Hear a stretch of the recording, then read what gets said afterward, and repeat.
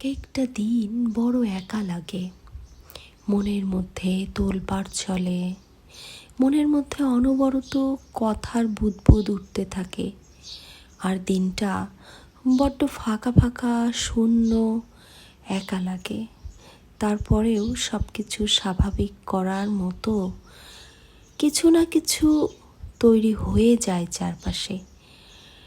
ইচ্ছায় বা অনিচ্ছায় সব কিছু আবার খুব সুন্দর স্বাভাবিক হয়ে যায়।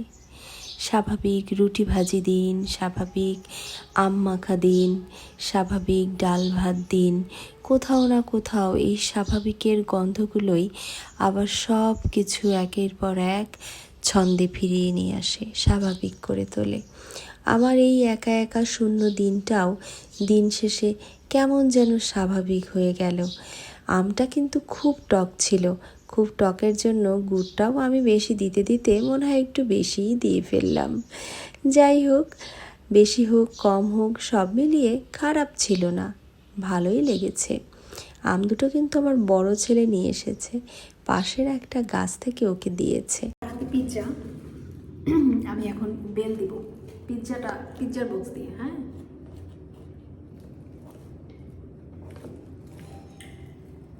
একটু কঠিন, এবার শুদ্ধ এক্সপ্রেশন দেখব আমি। খোলো।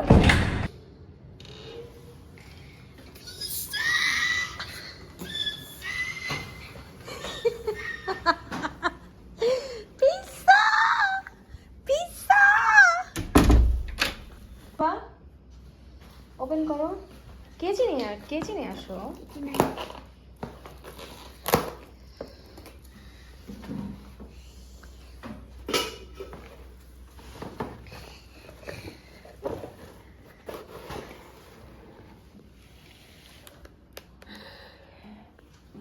আপনি কি পুরোটাই খাবেন? এখন পেট ভালো? হ্যাঁ, শিওর? ওকে, ঠিক আছে, তাহলে খাওয়া শুরু করেন।